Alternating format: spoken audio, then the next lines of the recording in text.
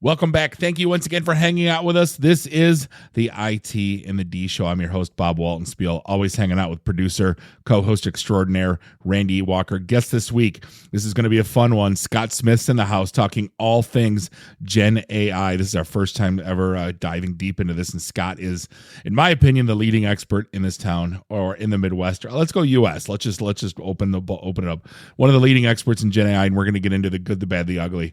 But hey, you can find us online, itinthed.com, and do us a favor, give us a like on the socials, subscribe to us everywhere fine podcasts are sold. Don't forget meetup.com/IT We just wrapped up our 3-part series at Nancy Whiskey's. We finally got a nice night on the patio.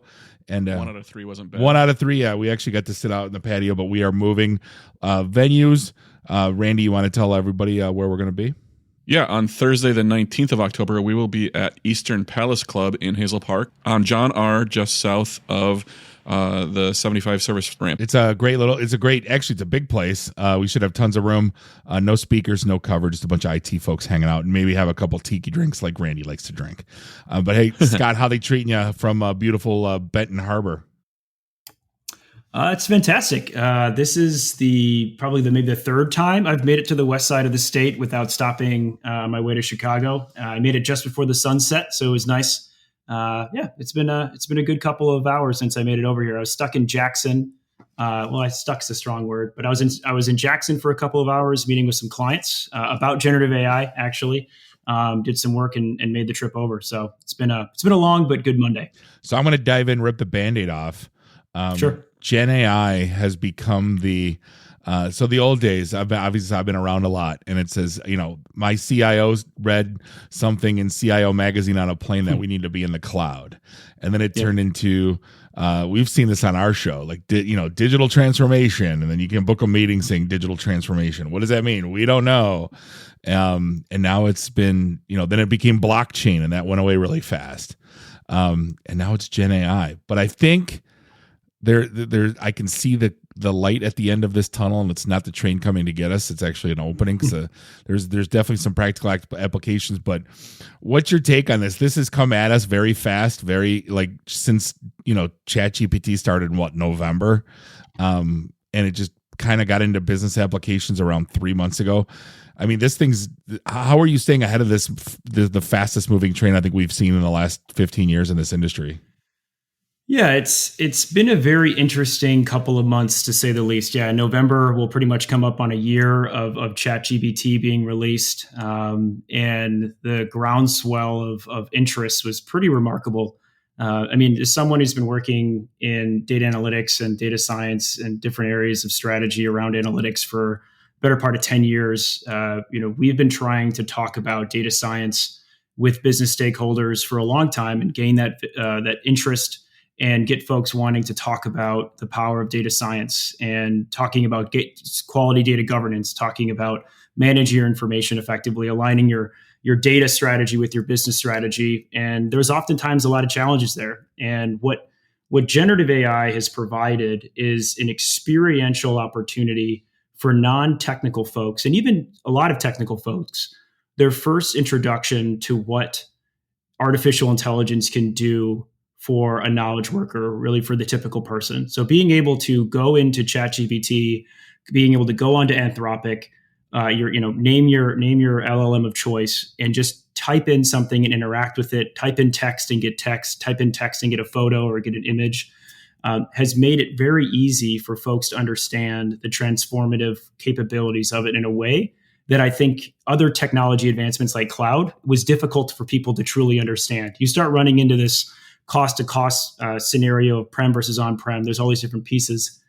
But when you look at generative AI, it's very simple. I want to know the summarization of this information, give it back to me. And so it's really practical how you can use this in a way that I think it just wasn't before. All AI really is, if you were to break it down, is the process of getting computer systems to perform tasks typically performed by humans. And generative AI is just an extension of that, in which it can generate text, images, and other digital assets from text or voice, and which is ultimately text. And this experiential quality that came out with ChatGPT just made that fundamental value so much more evident. And I think it's a little bit more than just just the hype. In the conversation that I had today at one of our clients, or I guess one of my clients, they mentioned, well, isn't this kind of remind me of blockchain? People came into me and into my office and was saying, everything is blockchain. Everything can be fixed by blockchain. And her response was, well, this is, I already have things that solve this. Why would I need blockchain? And they asked the same thing about generative AI. And what we were starting to talk about is that when you look at the end-to-end experience that someone might be having, generative AI and other AI approaches can serve as this automation tool for what humans don't need to be doing anymore. And when we look at the overall capacity that people have to do their job, most people are working well beyond 100%, particularly in the folks, when we talk to folks who are working in these really data manual jobs and experiences, they might be working 150 to 180% of their capacity, because the workload that they're tasked with doing far out exceeds the technological capability that they have access to.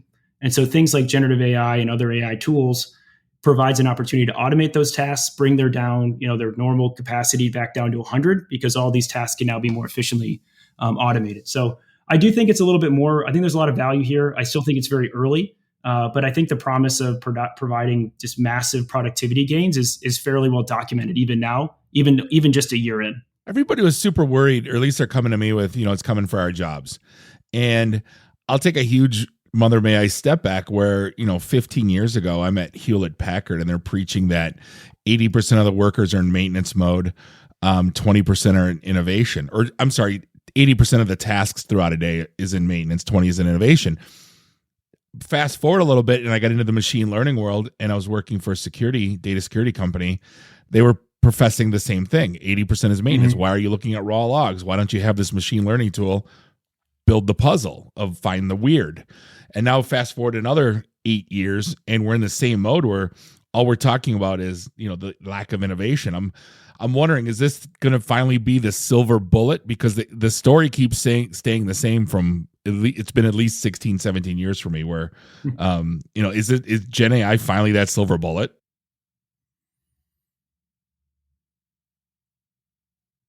In some contexts, probably yes. Okay. So something that I will jokingly talk about in these conversations is that when you're working with a generative AI model, the output is probably true. And the reason why it's probably true is because the model is trying to predict what it thinks the logical response would be to the question that it was asked, based upon the entirety of the information it was trained upon. And the reason why I reference or I frame it in that way is there are a lot of applications and automation tasks in which having an answer that is probably true is good enough. If you're talking about heart surgery or life and death situations, you don't want a probably true answer. But if you're doing initial approaches for drafting materials, or you're looking to create a lot of these things within the productivity space that can allow some reasonable draft and rewrites and edits and what we call human in the loop capacity, then it's okay to be probably true. And to be fair, all machine learning models are realistically probably true predictions. Most human beings, when they give a response, are probably true. There's very few things in life that are completely accurate. And so I think if we can identify where there are opportunities where having really, really good, thoughtful answers, and that can eliminate a whole bunch of additional manual labor, but still and gets us very close to that answer, then yeah, I think we can find some pretty good applications. Now, as these LLMs, these large language models, get more and more precise, and they get more and more optimized to be able to compute at less cost and less energy and power, and we start finding more and more applications of them, and we start reducing the error, then yeah, I think we can get to these more critical use cases. But right now, in instances where a probably true answer is sufficient, then I think there's plenty of opportunity for it to be considered a silver bullet. So you want to laugh, Randy? This is good. I just, while Scott was answering, I typed into ChatGPT, give me questions to ask a Gen AI expert on a podcast. And it actually kind of meta there. It's introduction to background, understanding it, ethical and social implications. Then a whole bunch of questions. I won't ask them, but I just thought it was funny because we were talking about this pre-show, and it says what ethical considerations should be taken into account when developing AGI, and how can we ensure its responsible use? And I'm like, we were just talking about that. It's a fantastic question. So let's get into governance. If anybody has a general idea of what Gen AI is, it just digests everything and spits out a logical response, right? What happens if, we always joke that if it gets a hold of Reddit or if it gets a hold of garbage, like, I don't consider all of Reddit garbage, but for the most part, any anonymous forum, you're going to get garbage. Yeah.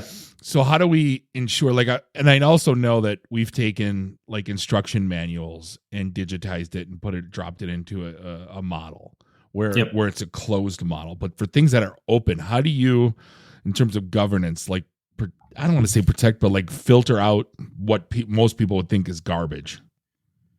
Yeah. There's two good examples of how organizations have taken on the task of managing and governing these models. Microsoft's responsible AI initiative that started probably 8, maybe 9 years ago, as well, I think has a pretty good definition of how you should approach AI. And that was even before generative AI came out.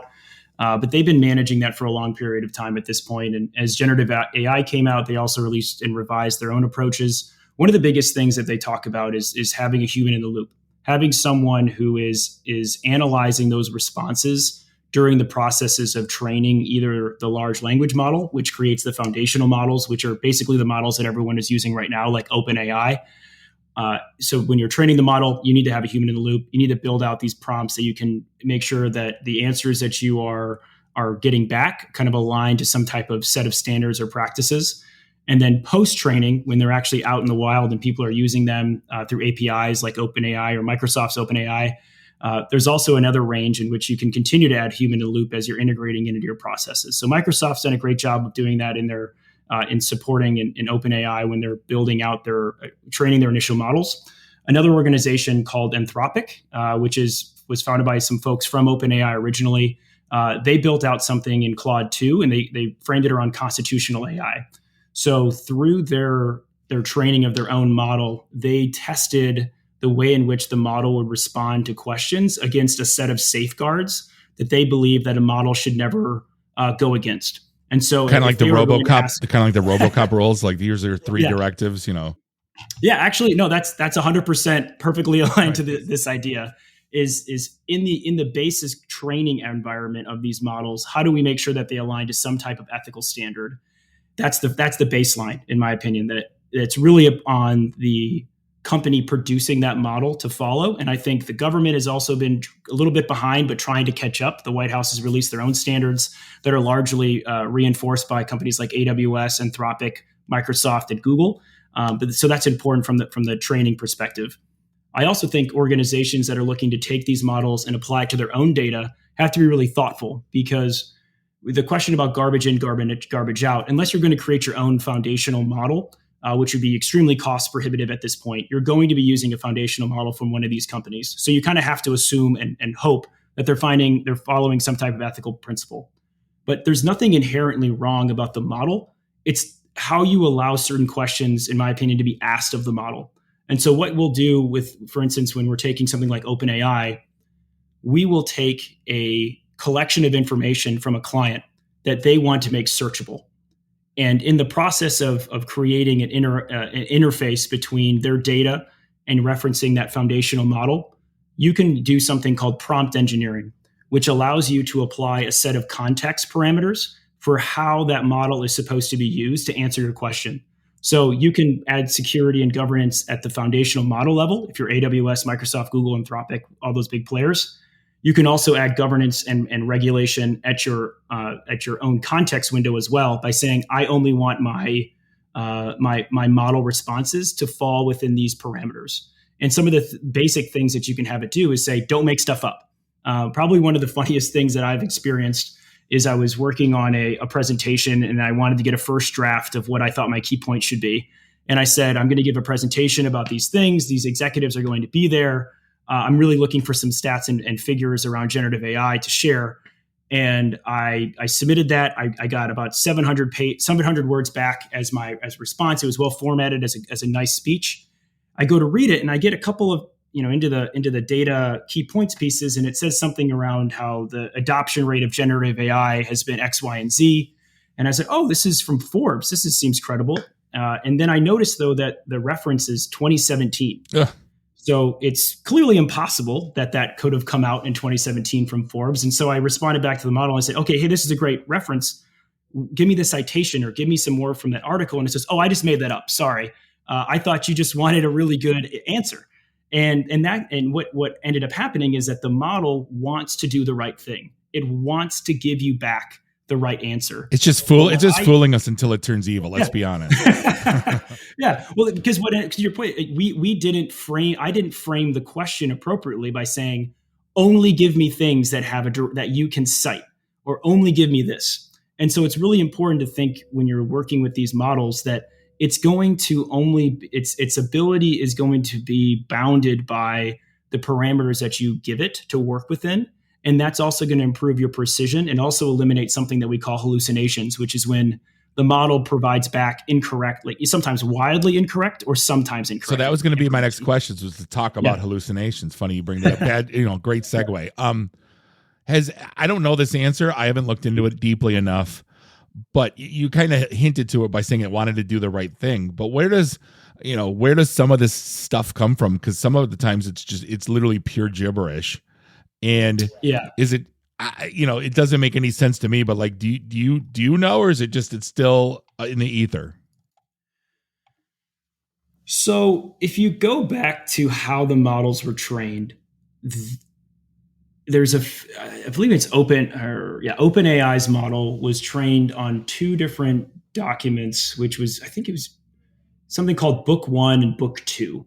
And Book 1 is fairly defined. These are like public open source information that I'm not sure the right legal term for it, but it's basically anyone can use this information for whatever purposes. And then Book 2 is about 85% publicly available information and some percentage of, we don't really know what's in there. And so the way that the model was trained is to start learning that when certain words are provided in a sequence, the probability that the next word is going to be a certain word. And that's why I say that the answer is probably true. So based upon how all the model has read across the internet, Wikipedia, information that's freely available online, sometimes maybe Reddit, it's seen a certain range, it's seen a certain sequencing of words. And so it's trying to replicate that pattern. And so when you're talking about hallucinations, there's a little bit of an issue where it's probably trying to reconcile the way in which it's seen certain sequences play out. And that's really where I think a lot of these challenges come from, is when just like weird answers might come back to it. And I also think that there's that piece where I think it's trying to reconcile the probability of certain sequences happening based upon the vast amount of training data it's had. And then the second element is, I don't know that we've properly defined how we want it to think. And I'm putting that in quotes because it's not necessarily thinking. And a good example would be is if you create a brand new OpenAI account and don't type in anything in there and just ask a question about, tell me a story about Benton Harbor, and give it no other information, that first prompt, that first question will be very, very different than if I provided it a paragraph of information about what the purpose of that answer would be, who I am, how I'm going to use that information, how I want it to think, what I want it to create. And so the more context that I provide it about the type of answer I want is going to inform the type of answer I get. And so I think we often see greater hallucinations and confusion in our message when we don't provide the model enough context to interpret the question and provide an appropriate response. So that's a huge part of model tuning right now, is trying to figure out how do we tell the model how to think and what output are we expecting so that it can provide the best possible, most probably true response. Yeah, because I think, Randy, didn't we ask it who I was at one point? And it was like some, I forget, yeah, like you're some game award-winning podcaster. Yeah, it's been trained well. Right. I put that output on that episode. I wrote enough blogs where it finally picked it up. So some of the things that I wanted to bring up was pre-ChatGPT, pre-OpenAI.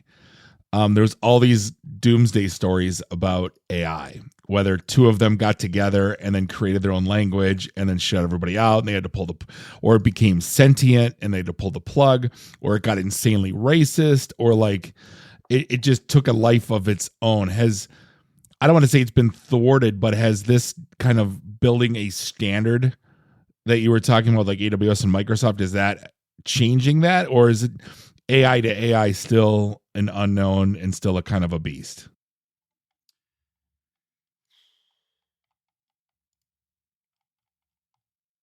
I think that I don't have I would say that is beyond the scope of the work that and the exposure that I have, admittedly. But I do think the challenge comes down maybe something to remind folks is that AI is in its current state is not going to be able to do all of these type of automation tasks that I think would have to be in place for you to get into a Skynet situation.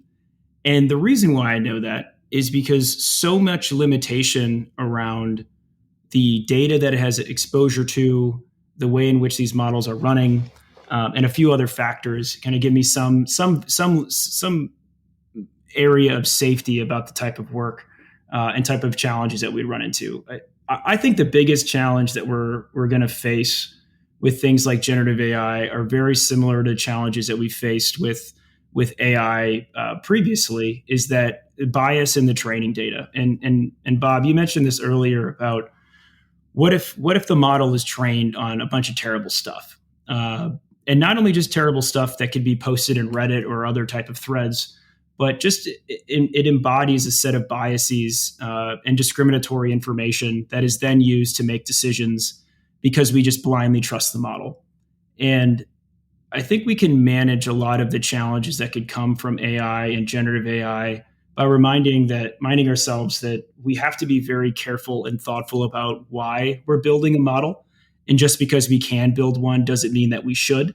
And if we've decided that we should build something, there should be a clear line between what we're doing and the value that we hope to get out of it, and the value to either our customers that we're working with or the communities that we're serving. And I don't think anything's changed. And that's another big part of it too, is when we're giving these presentations and talking with folks about it, all of the same sound development principles of data science, of ML ops, of traditional data analytics, of IT transformation, all these things are still true. The only thing that's changed is one of the tools that we have can generate outputs in a way that it hadn't before.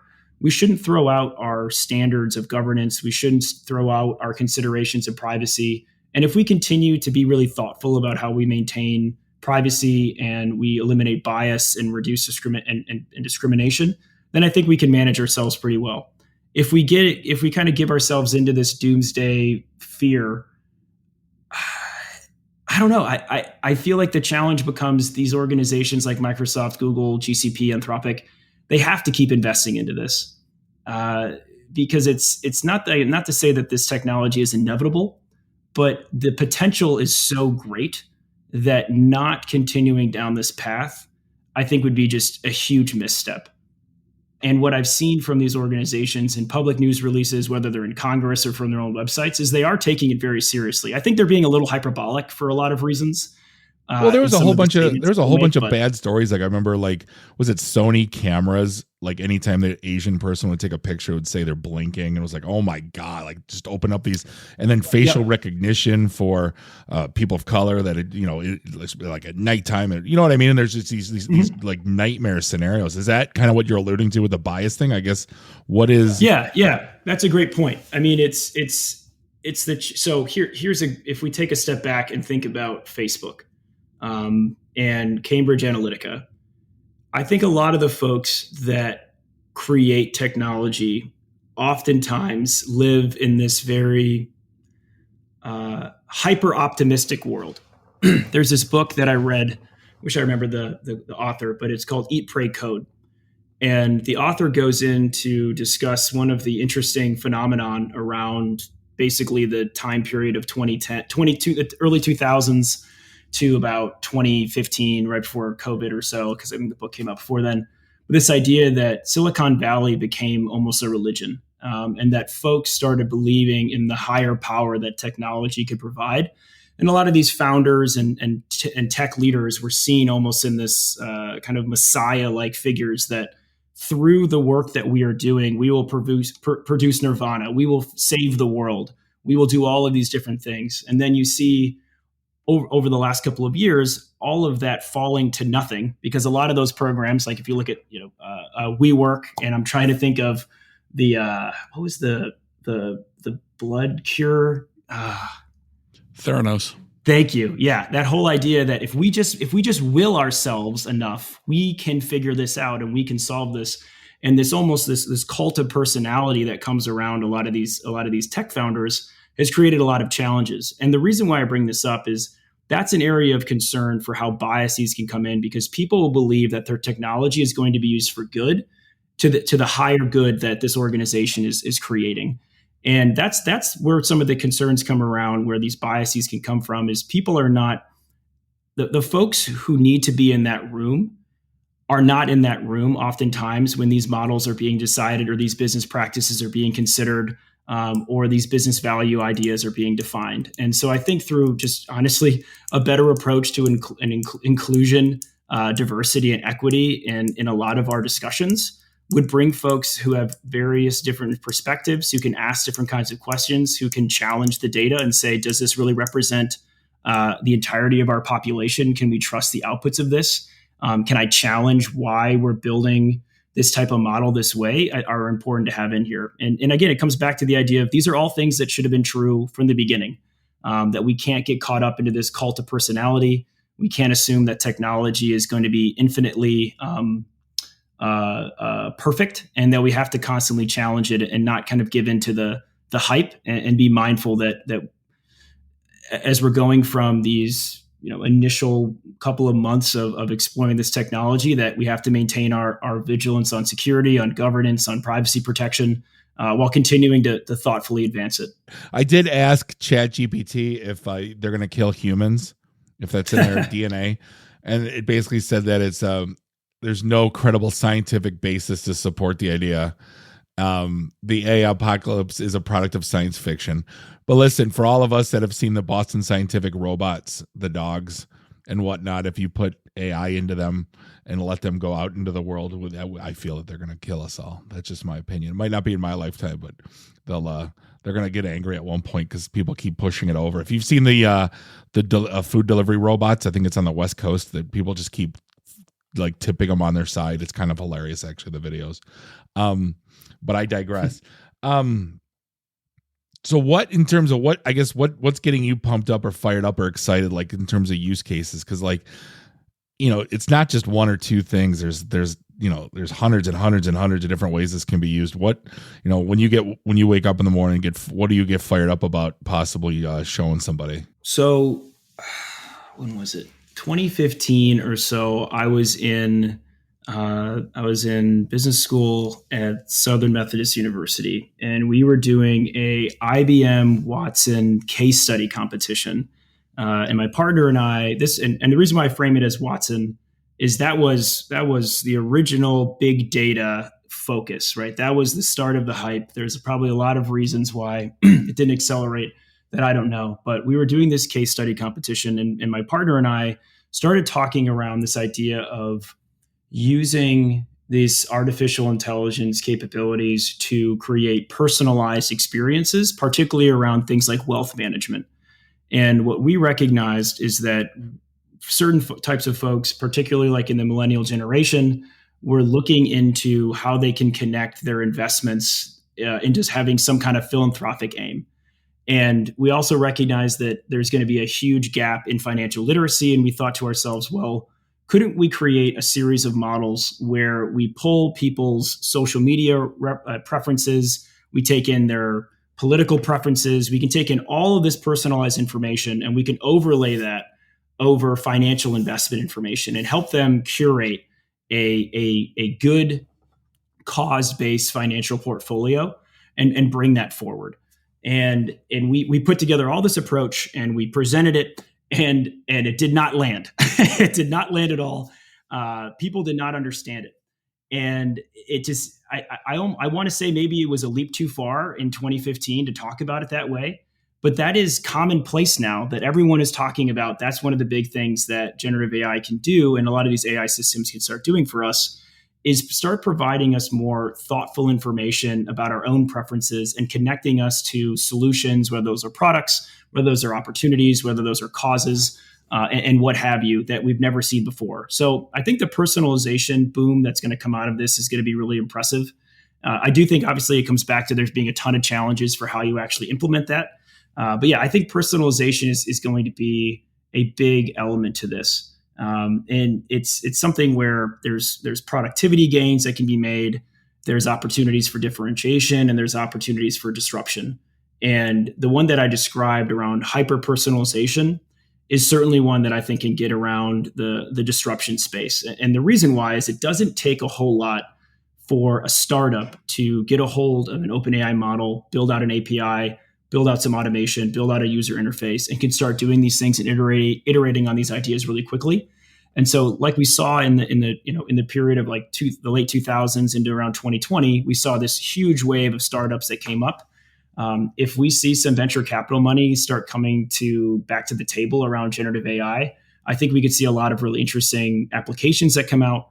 Now, a lot of those startups are probably going to get bought up pretty quick, right, by a lot of the powerhouses. But I just feel like that innovation is going to happen really quickly. I feel like everything is like a $30 app nowadays. Like every time you see a Gen AI thing, hey, this thing can do this for you, but it's $30. Hey, and by the time you're filtering through you don't know if it's decent garbage. Everyone I know has a different Gen AI. Like I bought DaVinci, it was $30. Because I wanted to do the stupid portraits. You know what I mean? And it's like other, and that gets into an interesting point regarding like art. I have some friends that are creators, artists, musicians, filmmakers, right? Comic artists. And, I don't think they're coming for their jobs either. But like, I know a lot of people are saying people are trying to pass off Gen AI art as their own. And there's a whole big thing with intellectual property and copyright and all that. And it's like, who do you know who owns that? Like, can they market, they can't market that as their own art, can they? Do they own it? Yeah. So I have an interesting household. So my wife is a writer, and she has a lot of creative friends. I have friends who work in marketing and other creative fields as well. And so her and I talk about this a lot, that what does it mean? What is the actual difference between me reading a bunch of James Baldwin myself and then writing a book that sounds eerily similar to James Baldwin, but but doesn't have any plagiarism, versus OpenAI reading a bunch of James Baldwin's books and then creating a book that sounds like James Baldwin, but doesn't have any plagiarism in it? And what's, I think, the point of the challenge is are we okay with one scenario but not the other? Probably because of the exponential impact of permitting machines to be able to do this at scale and in mass. And I think that's a really interesting challenge. And one of the things that I've heard most recently, I can't remember where it was, but there actually was a federal court said that you can't copyright materials that come out of generative AI machines. Okay. That you can't copyright these digital creations. And I don't know if someone tipped off the Writers Guild and SAG that generative AI was launching when it did. Because if there was no better time for a union to want to go to the bargaining table that is in the creative space than when generative AI comes to the front of the conversation, because it was so easy to explain to the American people why you need to be concerned about generative AI, because you had a bunch of writers who were sitting there and being able to explain, yeah, this is what we're talking about. They're going to try and automate all of our scripts. Well, and then you have a bunch of other pieces. So it kind of comes all together. Legally, you can't copyright it now. Maybe you can. But yeah, I think there's a lot of challenges. I guess that brings an interesting point. It reminded, when you were talking about, digesting those books and coming up with something new. I never thought I'd bring up Weird Al today, but Weird Al always did stylistic parodies, and he did a song called "Dare to Be Stupid." and he had a beef with Mark Mothersbaugh from Devo because that was his interpretation of what a Devo song should be through the eyes of Weird Al. And Mark Mothersbaugh was like, I hate his guts because he nailed the sound that I've always been looking for. So it's like, well, what's the difference between that and, you know what I'm saying? It's artistic interpretation. It's stylistic parody. It's just we got a different tool to do it today than we did 30 years ago when he wrote that song. We may never have a good answer for that one. Well, it kind of becomes, I think, again, where do we draw the acceptable line between what can be created by humans and what can be created by humans but aided by technology? So if someone sits down and writes a book with a typewriter and they've done everything, maybe just by pencil, they just write it by hand with a pencil, and they have no other references and they just wrote it that way, it probably wouldn't be a great story, because the truth is a lot of the great stories that we've read, those authors have been informed by countless other authors that they've read, books they've read, conversations they've had, and all those things get fused into their creative potential. The question becomes do we think that we should allow computers, this is kind of a weird existential question about computers, and maybe Turing would appreciate this, is do we want to allow computers to have that intellectual capability and capacity? And do we think it's the same thing? And I think that also ties into is creativity part of the soul? Can computers have a soul? So I think we're start getting down this philosophical route that I would love to go, Bob. Don't get me wrong, yeah. But I do think that's the fundamental question here: is can computers? Generative AI, I think, makes people think. Generative AI gives the impression to the average user that it is thinking, that it is being creative, that it has this intellectual capability and creative capability that it just doesn't actually have yet. And maybe that's part of this issue, is that it's almost it's an imposter. It's not actually creatively talented in the same way that human creators are. And I think that might be where one of the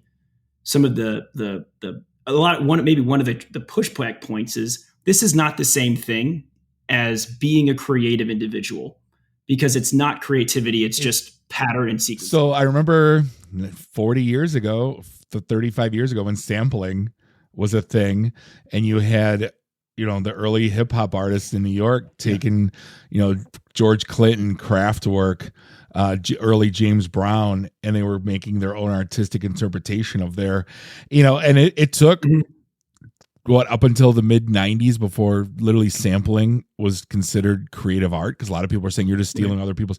And trust me, I'm not talking about P. Diddy Missing You, where he just took someone else's song and sung, I'm talking about Daft Punk, people that have an mashups, artistic interpretation of a song and speed it up, chop it up, and they use, I don't know, maybe in 5 years, then people will assume this as a okay art form if some people do it properly. So we've been talking serious this whole time. We're going to wrap things up. How about we do something fun? Randy, what's the dumbest question you think I should ask ChatGPT right now? The absolute dumbest. I put you on the spot. I'm sorry. Yeah. Scott, unless you got one. So I always ask it potty stuff and it yells at me. What are the best date ideas in Detroit? What are the best what? Date night ideas in Detroit.